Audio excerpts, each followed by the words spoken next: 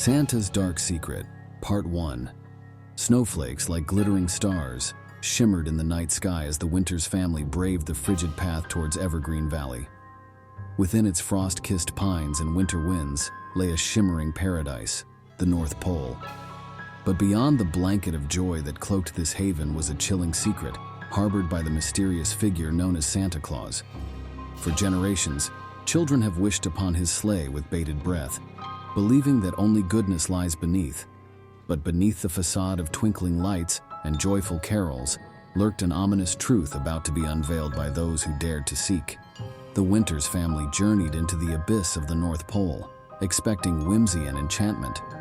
But instead, their bravery exposed a sinister revelation that forever tainted the mirth of the season.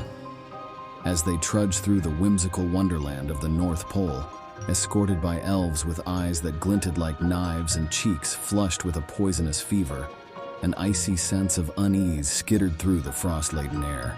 The magic of Christmas had been twisted into something sinister, malevolence lurking beneath the surface like a shark prowling just below the waves. Yet the Winters remained oblivious to the danger that stalked them, their excitement blinding them to all else but presents and decorations. The night of their arrival, as the family settled into their cozy lodge adorned with tinsel and stockings hung with care, a curious discovery awaited them. An ancient tome, buried within the depths of the bookshelf, its pages adorned with cryptic symbols and warnings, etched in faded blood. Unfolding the secrets within, they unearthed a harrowing truth, a truth that shattered the myth of Santa Claus forever, revealing a ghastly entity that masqueraded as the jovial gift-giver, feeding on the innocence of children to sustain its monstrous existence. With each page they turned, the Winters family's hearts grew heavier. They had unknowingly stumbled upon a dark conspiracy, one that threatened to consume them if they didn't act fast. The entity, known only as Krampus, was a demon of old, banished by St. Nicholas himself for its wicked ways. But over time, it had regained its strength and slowly infiltrated the world of humans through the guise of Santa Claus, luring innocent children into its grasp with promises of toys and candy. The Winters family knew they had to act swiftly if they were to stop Krampus from taking any more children. Armed with the knowledge they had uncovered in the ancient tome, they set out to find the source of Krampus's power. It wasn't long before they discovered the dark heart of the North Pole, a place where the ice shimmered black and the air was thick with the stench of decay. There, in the very heart of Krampus's lair, lay a cursed tree, its branches gnarled and twisted like the fingers of a corpse. This was the source of Krampus's power, and they knew that they had to destroy it if they were to save the innocent children from his grasp.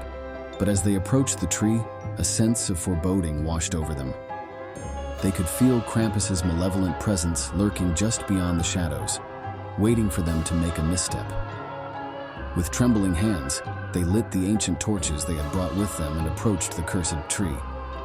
As they drew closer, the ground shook beneath their feet, and the air grew thick with the stench of brimstone. Suddenly, Krampus emerged from the shadows, his elongated horns gleaming in the firelight.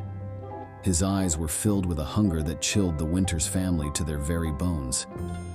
But they stood their ground, determined to protect the innocent children from his grasp. With a menacing growl, Krampus charged towards them, his clawed hands outstretched. The Winters family held their ground, brandishing their weapons at the demon. As Krampus drew closer, they could see the veins on his forehead bulging with rage, and his breath was like a hot gust of wind. The battle was fierce and unrelenting. Krampus moved with an unnatural grace, his body contorting and twisting in ways that no human could. But the Winters family fought with all their might, determined to destroy him and free the children from his grasp. As the battle raged on, the cursed tree began to shake violently. Its branches whipped back and forth and its roots began to rip free from the frozen soil. It was as if the very earth itself was trying to protect Krampus. But the Winters family persisted, hacking and slashing at the demon's flesh with their weapons. And then, with one final blow, the cursed tree let out an agonizing scream and burst into a million splinters, sending shockwaves through the forest. Krampus let out a guttural howl of pain and disappeared into the darkness. The Winters family collapsed to the ground, gasping for breath, their bodies battered and bruised. But they had succeeded in their mission. The innocent children were safe once again, and Krampus was banished back to the underworld where he belonged. As they looked up at the starry sky above, they couldn't help but feel a sense of pride and accomplishment. They had faced the demon of the winter solstice and emerged victorious. And they knew that they would always be remembered as heroes in the eyes of the villagers, who would tell tales of their bravery for generations to come. But their sense of victory soon turned to dread as they heard a low growling sound coming from the darkness. Suddenly, a pack of wolves emerged from the shadows, their eyes glowing fiercely in the moonlight. The Winters family scrambled to their feet, readying their weapons once again. But the wolves were too fast, and they surrounded the family before they could mount a proper defense. With a snarl, the leader of the pack lunged at the eldest member of the family, who swung his sword with all his might. The blade connected with the wolf's neck, severing its head from its body in a spray of blood. The rest of the pack didn't seem deterred by their leader's demise, however, and continued to attack with reckless abandon. The family fought valiantly, but it was clear that they were outnumbered and outmatched. Just as the wolves were about to launch a final assault, a figure emerged from the darkness. It was a woman, cloaked in a long, flowing robe of deep crimson. Her eyes glowed with an otherworldly light, and her hair flowed around her face like tendrils of black smoke. The wolves hesitated for a moment, as if sensing her power, and the Winters family took advantage of the pause to regroup. The woman raised her hands, and a blast of energy shot from her fingertips, sending several of the wolves flying backwards. With a fierce determination, the woman continued to fight alongside the family, her powers growing stronger with each passing moment. Together they battled the pack of wolves, until finally, the last one lay still on the ground. Breathless and exhausted, the Winters family turned to thank their mysterious savior. But she was already gone, disappearing into the darkness once again. Shaken but grateful, they made their way back to the village. As they walked, they spoke in hushed tones about the strange woman who had come to their aid. Days passed, and the Winters family couldn't shake off the memory of the woman in the crimson robe. They talked about her at every meal, wondering who she could be and where she came from. Some said she was a witch, others said she was an angel sent from God himself. But one thing was for sure, they all agreed that they wouldn't have survived that night without her. As the days turned into weeks, the memory of the pack of wolves that had attacked them began to fade. Life in the village went back to normal, and the Winters family went back to their daily routine of farming and hunting. But deep down, they all knew that something wasn't right. One night, as they sat around the fire, they heard a faint knock at the door. Curious but cautious, the eldest member of the family approached the door and opened it slowly. There she stood, the woman in the crimson robe. "Please come in," the eldest member of the family said, gesturing for the woman to enter. The woman stepped inside, her eyes scanning the room before settling on the family. "I've been watching you," she said, her voice low and melodic.